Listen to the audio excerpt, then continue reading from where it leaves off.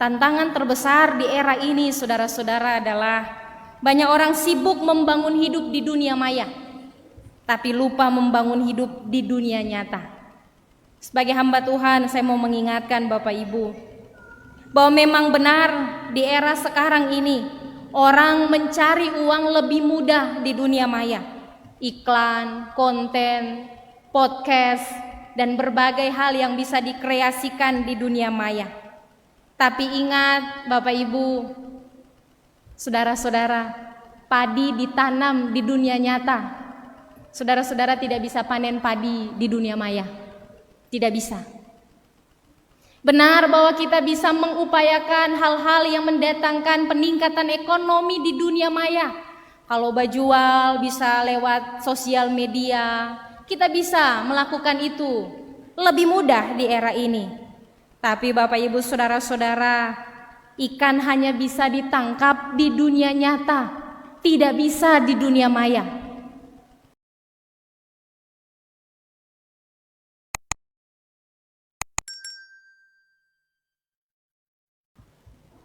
Shalom, damai di hati. Bapak Ibu saudara-saudara, hari ini kita bersyukur pada Tuhan, kita memasuki minggu kedua bulan Oktober. Bersyukur pada Tuhan sebab Tuhan memberi kita kesempatan untuk ada di bulan-bulan terakhir penghujung tahun 2023. Sebab umur panjang, sehat dan selamat semua adalah anugerah Tuhan. Ya, kalau kita boleh melewati 1 minggu berlalu, tiba di minggu kedua bulan ke-10, sebagai orang beriman, orang percaya, kita harus mengucap syukur. Semua karena kasih karunia Tuhan. Hari ini Bapak Ibu saudara-saudara, kita diajak untuk merenungkan Mazmur 104 ayat 1 sampai ayat ke-18 di bawah tema perenungan Allah memberi hidup kepada semua ciptaan. Saya ajak kita untuk memperhatikan bagaimana Tuhan mencipta. Mari perhatikan, Tuhan mencipta cakrawala lebih dahulu, Tuhan menciptakan langit, barulah kemudian Tuhan menciptakan burung-burung di udara. Tidak terbalik. Tuhan menciptakan lautan lebih dahulu dan memisahkan laut dari daratan. Baru kemudian Tuhan menciptakan ikan. Tidak ikan lebih dulu, baru laut. Tuhan meletakkan cakrawala lebih dahulu, barulah kemudian Dia menjadikan benda-benda penerang, bintang, bulan, dan matahari yang memisahkan malam dan siang. Tuhan menciptakan semuanya lebih dahulu, baru kemudian Tuhan menciptakan manusia. Dia menciptakan ikan, Dia menciptakan tumbuhan, Dia menciptakan terang, Dia menjadikan lautan dan daratan. Semuanya dijadikan lebih dahulu, baru Dia menjadikan manusia. Bapak Ibu saudara-saudara yang dikasihi dan diberkati Tuhan, maka dari kisah penciptaan ini kita belajar bahwa Tuhan bukan hanya pencipta, tapi juga Dia adalah pemelihara kehidupan. Dia menjadikan dan Dia memelihara kelangsungan hidup semua ciptaannya. Tuhan tidak hanya menyediakan bagi manusia, tapi juga Dia menyediakan bagi seluruh ciptaannya. Dia menyediakan bagi manusia apa yang bisa dimakan, dikelola supaya manusia bisa hidup. Tapi demikian Tuhan menyediakan bagi burung, bagi ikan, bagi ternak, bagi binatang-binatang liar, dan bagi semua ciptaan. Allah mencipta dan Dia memelihara kelangsungan hidup semua yang diciptakannya. Karena itu Bapak Ibu saudara-saudara, kalau kita membaca kitab Mazmur ini, maka kita menyaksikan bagaimana Allah melukiskan kebesaran dirinya dalam diri setiap ciptaannya. Coba kita perhatikan, entahkah secara mata telanjang atau kita melihatnya di televisi. Mari kita perhatikan ketika kita melihat elang terbang melintasi angkasa. Kita sedang menyaksikan kebesaran Tuhan yang menciptakan sayap yang kuat, seekor burung yang perkasa karena dia bisa terjun dari langit tinggi dan menangkap ikan di laut. Elang menjadi simbol keperkasaan. Mari perhatikan, Tuhan menciptakan kakatua, burung yang bisa meniru ucapan-ucapan manusia. Allah melukiskan kebesaran dirinya. Mari perhatikan ikan hias yang lemah tapi cantik didandani Tuhan. Bahkan kita kalau sedang lelah dan kemudian memperhatikan ikan hias di dalam akuarium, kita pun bisa merasakan ketenangan. Mari perhatikan hujan yang dijadikan Tuhan. Allah menurunkan air untuk mengairi bumi. Dia memberi air bagi petani, tapi dia juga memberi air bagi rumput, bagi pohon, bagi tanaman, bagi ikan, bagi ternak. Dia memberi hidup bagi semua ciptaan, termasuk memberi air di sumur-sumur kita untuk memberi minum bagi manusia. Bapak, Ibu, saudara-saudara, tapi juga kita lihat banjir, gempa, tsunami, bencana alam. Tuhan menegaskan tentang dirinya yang dahsyat dan perkasa. Tidak ada tandingannya. Bapak, Ibu, saudara-saudara yang dikasihi dan diberkati Tuhan, ini hanya sebagian kecil. Saya ajak kita melihat diri kita masing-masing. Ada yang tinggi, ada yang pendek, ada yang kulitnya putih, ada yang kulitnya berwarna, ada yang mancung, ada yang biasa-biasa saja. Allah menjadikan kita indah menurut pemandangannya. Tuhan luar biasa, karena dengan apapun yang kita punya dalam diri kita, Tuhan menaruhkan setiap kelebihan di tengah kekurangan kita. Allah melukiskan keperkasaannya dalam diri setiap ciptaan. Karena itu saudara-saudara, pemazmur yang menyadari ini, dia berkata pada dirinya sendiri, "Pujilah Tuhan, hai jiwaku." Lalu dia berkata kepada Allah dalam bacaan kita di ayat 1, "Tuhan Allahku, Engkau sangat besar." Pemazmur mengakui betapa Allah luar biasa dalam hidup, dan dia menyaksikan itu dalam diri setiap ciptaan. Ketika bangsa-bangsa penyembah Baal, ketika bangsa-bangsa penyembah dewa-dewi percaya bahwa ada dewa-dewi yang mengendalikan unsur-unsur alam. Misalnya ada dewa petir, ada dewi kesuburan, dan banyak lain lagi yang sering kita baca, kita dengar. Maka dalam bacaan kita Mazmur pasal 104, pemazmur dengan ungkapan-ungkapannya memberi ketegasan. Dia sedang memastikan tidak ada dewa-dewi, tidak ada kekuatan lain yang mengendalikan unsur-unsur alam. Itu Tuhan, Allah pencipta dan pemelihara hidup. Bahwa semua yang kita saksikan dalam hidup ini di setiap ciptaan, itu adalah peran dan kehadiran Allah. Karena itu Bapak, Ibu, saudara-saudara, dari bacaan ayat 1 sampai ayat 18 ada dua bagian yang bisa kita temukan. Pertama, pada ayat 1 hingga ayat 9, pemazmur menggambarkan keperkasaan Allah itu terhadap alam. Pemazmur menuliskan, Allah berselimutkan terang, membentangkan langit seperti tenda, mendirikan kamar-kamar di air, menjadikan awan sebagai kendaraan, menjadikan angin sebagai suruhan, dan api sebagai pelayan. Bumi menjadi tumpuan kakinya. Sebuah penggambaran yang mau mengatakan tidak ada yang seperti Allah. Tidak ada orang yang bisa menyuruh api, tidak ada orang yang bisa menyuruh angin, tidak ada. Secanggih apapun teknologi kita tidak bisa melakukannya. Bahkan semuanya, kata pemazmur di bagian ini, tunduk pada batas-batas yang ditetapkan Tuhan. Di mana batas laut, mari kita perhatikan. Demikian batasan untuk daratan. Di mana batas untuk matahari bagi setiap pertumbuhan.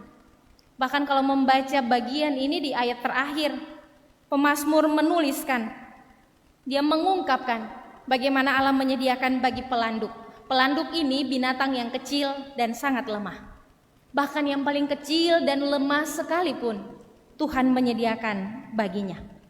Bapak, Ibu, saudara-saudara yang dikasihi dan diberkati Tuhan, karena itu membaca tulisan pemazmur ini membawa kita menyadari bahwa Tuhan mengatur semuanya. Dia menyediakan semuanya. Dia tidak hanya menghargai hidup manusia, tapi dia menghargai hidup seluruh ciptaannya. Pertanyaannya bagi kita Bapak Ibu Saudara-saudara adalah, lalu kenapa Tuhan memilih manusia menjadi makhluk paling mulia dari semua yang diciptakannya? Kalau kita membaca rantai makanan, kita ada pada posisi paling atas. Kenapa Allah memilih kita dan bukan yang lain? Kesaksian Alkitab dalam Kejadian pasal 1 dan pasal 2 yang bicara tentang penciptaan, kita akan menemukan bahwa dari semua yang diciptakan Allah menciptakan manusia menurut gambar dan rupanya. Diciptakan menurut gambar dan rupa Allah tidak bicara tentang sama muka dan sama bentuk, bukan. Tetapi diciptakan segambar dan serupa dengan Allah, bicara tentang bagaimana kita memiliki roh Allah. Lalu kemudian kita memiliki kemampuan dan kita diberi kewenangan untuk menguasai, memanfaatkan, mengelola, dan memelihara ciptaan Allah yang lainnya. Sekali lagi Bapak Ibu Saudara-saudara, diciptakan segambar serupa dengan Allah tidak bicara tentang sama muka, sama bentuk, tidak bicara tentang hal-hal fisik yang dilihat oleh mata telanjang kita, tetapi bicara tentang bagaimana kita diciptakan Allah diberi rohnya.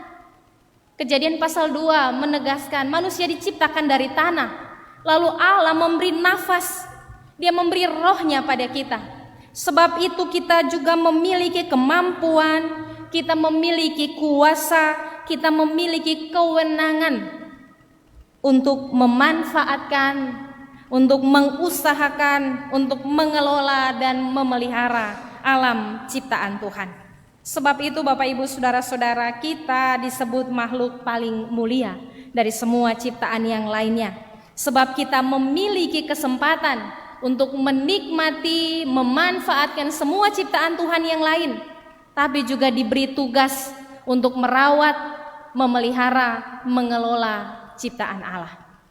Bacaan firman Tuhan malam hari ini memberi kita pengajaran supaya kita, saudara-saudara, sebagai umat Tuhan, sebagai manusia ciptaan Allah, kita memandang alam dan seluruh ciptaan Tuhan yang lainnya, termasuk tumbuhan, hewan, ternak, dan sesama kita manusia.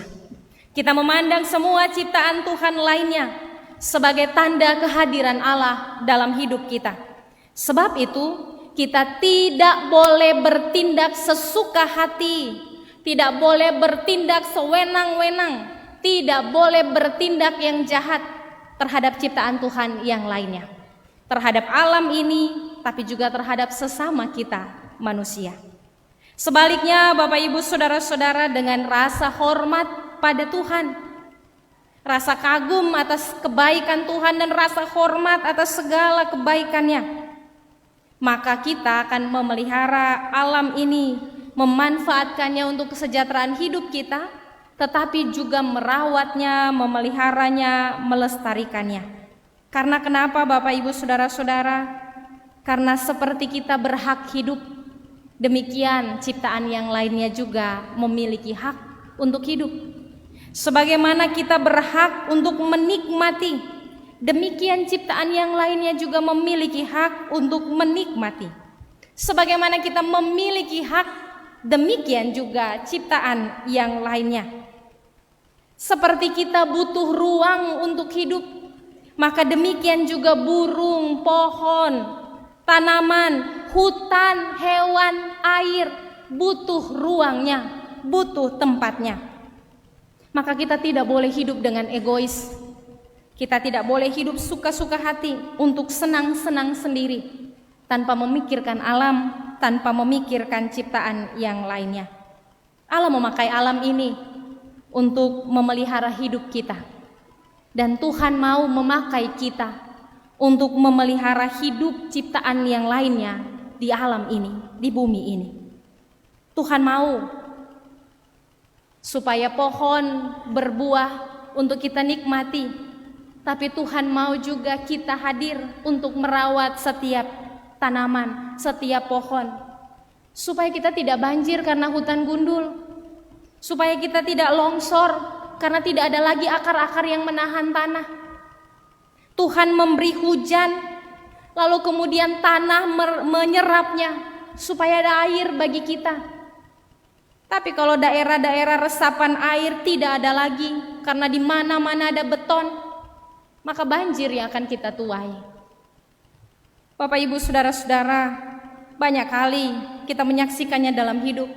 Tuhan justru memakai alam untuk mendidik, menegur, dan menghukum kita. Kegagalan-kegagalan hidup membawa kita menghadapi pergumulan. Masa sekarang ini saudara-saudara, kita bergumul dengan perubahan iklim, pemanasan global yang bukan lagi isu, ini kenyataan. Pendeta lihat ya, kipas banyak sekali. Padahal AC hidup, kipas hidup. Hari-hari belakangan ini kita menikmati panas yang luar biasa. Walaupun kita harus tetap mengatakan syukur pada Allah, karena di berbagai daerah lain, di beberapa negara lain mereka mengalami krisis air bersih. Kita masih menikmati air pemberian Tuhan di Maumbi. Karena itu jangan hanya melihat diri kita. Oh, orang biar buang-buang air nak apa-apa. Toh yang krisis di sana bukan di sini. Seringkali nih Tuhan membawa kita bergumul supaya kita sadar dan mengambil peran. Bapak Ibu saudara-saudara yang dikasihi dan diberkati Tuhan, merenungkan Mazmur pasal 104 ini mengajari kita supaya mengusahakan kesejahteraan alam dengan sungguh-sungguh. Sebab kesejahteraan alam, kesejahteraan kita juga. Kalau kita menjaga alam, kita juga menjaga hidup kita. Kalau kita merawat lingkungan, kita juga merawat hidup kita. Kalau alam rusak, bencana bagi kita. Tapi sebaliknya kalau alam sehat dan lestari, maka itu akan menimbulkan kemakmuran dan kesejahteraan dalam hidup. Karena itu kita harus peduli sekalipun dari hal-hal paling kecil dalam hidup. Kebersihan lingkungan, sampah plastik yang perlu kita tangani, upaya-upaya kita untuk mengatasi persoalan-persoalan global. Walaupun mungkin kadang ada orang pikir, ini kan cuma satu, orang cuma kecil di Maumbi. Satu langkah kecil kita bisa menjadi bagian dari kebaikan-kebaikan besar yang sedang diperjuangkan banyak orang di belahan negara, bahkan daerah-daerah yang lain. Kita harus peduli, sebab kalau alam sejahtera, lingkungan sejahtera, kita pun akan menikmati sejahtera hidup. Tapi sebaliknya Bapak Ibu saudara-saudara, kalau kita merusak alam, kalau kita tidak peduli lingkungan, kita tidak peduli terhadap hidup kita, bahkan kita akan mewariskan bencana bagi anak cucu kita. Tantangan terbesar di era ini saudara-saudara adalah banyak orang sibuk membangun hidup di dunia maya, tapi lupa membangun hidup di dunia nyata. Sebagai hamba Tuhan, saya mau mengingatkan Bapak Ibu bahwa memang benar di era sekarang ini orang mencari uang lebih mudah di dunia maya. Iklan, konten, podcast, dan berbagai hal yang bisa dikreasikan di dunia maya. Tapi ingat Bapak Ibu, saudara-saudara, padi ditanam di dunia nyata. Saudara-saudara tidak bisa panen padi di dunia maya. Tidak bisa. Benar bahwa kita bisa mengupayakan hal-hal yang mendatangkan peningkatan ekonomi di dunia maya. Kalau jual bisa lewat sosial media, kita bisa melakukan itu lebih mudah di era ini. Tapi Bapak Ibu saudara-saudara, ikan hanya bisa ditangkap di dunia nyata, tidak bisa di dunia maya. Saudara-saudara bisa posting, pamer, makan-makan, kemewahan di restoran di dunia maya untuk mendapatkan like, komen, subscribe yang membuat kita mendapatkan uang. Tapi saya mau mengatakan ini Bapak Ibu saudara-saudara, makan nasi, ikan dan sayur cuma ada di dunia nyata, tidak ada di dunia maya. Kalau saudara-saudara hidup hanya untuk dunia maya, terlalu sibuk dengan hal-hal yang berbau internet, postingan-postingan dan lupa menjaga alam, tidak mengambil bagian untuk mengusahakan alam ini, kita tidak bisa membeli apa-apa di dunia maya untuk sesuatu yang ditanam, dihasilkan. di dunia nyata. Orang boleh menjual beras di dunia maya, tapi tanam dan panen beras ada di dunia nyata.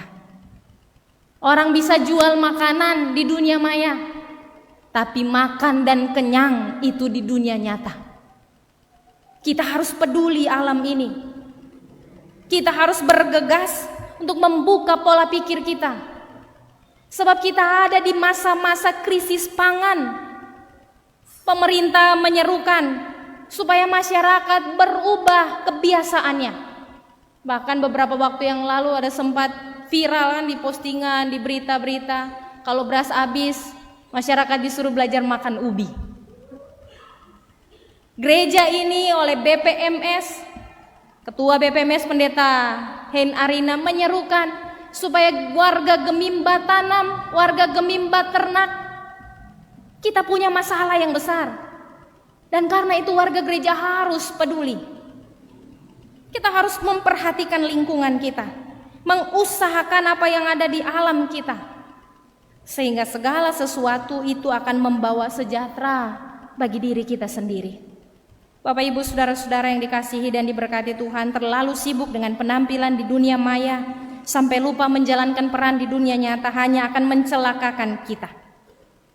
Ingatlah ini, seharusnya internet dan semua kemudahan fasilitas yang kita punya harusnya itu dipakai untuk memaksimalkan peran kita, tanggung jawab kita sebagai umat ciptaan Tuhan, sebagai gambar Allah untuk berperan di hidup yang nyata dan menghasilkan hal-hal baik sebagaimana tugas yang Tuhan berikan untuk mengusahakan, mengelola, dan memelihara. Walaupun orang jago, pemuda, remaja, jago bangun kota, permainannya Roblox dan segala macam yang bisa didesain, desain kota, desain ini, desain itu, maka kalau enggak ada beras, enggak makan. Walaupun kita jago dalam olahraga yang mobile itu, bisa juara, tapi kalau banjir selesai, tsunami datang porak-poranda, kita perlu memperhatikan alam. Karena itu bagian firman Tuhan yang kita renungkan sepanjang minggu ini hendaknya menggugah hati kita, membuka pikiran kita untuk mari berperan. Jangan pikir, oh pendeta orang masih remaja, oh pendeta orang masih pemuda. Di setiap hari hidup, di setiap kesempatan yang Tuhan beri untuk berkarya, mari peduli lingkungan kita. Beberapa waktu yang lalu, mungkin sampai sekarang pendeta kurang tahu perkembangannya sekarang, TPA di Manado kan kebakaran karena sampah banyak, api agak susah dipadamkan. Terus meluas karena panas. Di beberapa daerah kebakaran. Bahkan termasuk orang bergumul dengan teman penatua kita, kebakaran. Mari peduli, mari jaga alam. Kita harus menjalankan peran kita. Kalau alam baik, kita akan baik. Kalau lingkungan kita sejahtera dan sehat, kita akan sejahtera dan sehat. Tapi kalau kita tidak peduli, kalau kita tidak ambil pusing, kalau kita hidup sesuka hati, sampah buang saja sesuka hati, menggunakan hal-hal yang justru dapat merusak kelangsungan hidup, maka akan tiba saatnya, Bapak Ibu saudara-saudara, akan tiba saatnya kita akan memanen bencana dalam hidup. Alkitab memastikan perbuatanmu akan kembali ke kepalamu sendiri. Gereja harus peduli. Tugas kita bukan hanya melipat tangan dan berseru pada Allah. Tuhan mau kita juga membuka tangan dan bergerak untuk bekerja melakukan apa yang dikehendakinya. Supaya oleh kita, tangan Tuhan bekerja untuk memulihkan alam ini. Mari biar masing-masing orang yang diberi kesempatan hidup di minggu yang kedua ini, kita terus memperbaiki langkah kita. Mulai dari lingkungan kita sendiri. Dari dapur kita, dari rumah kita, dari pekarangan kita, dari gaya hidup kita, kebiasaan kita. Dan semua yang bisa kita lakukan, kita menyumbangkan kebaikan untuk lingkungan kita. Tuhan kiranya menolong kita, dan Dia memakai kita untuk menjadi alat berkat-Nya bagi alam ini. Tuhan memberkati kita dengan firman-Nya. Amin.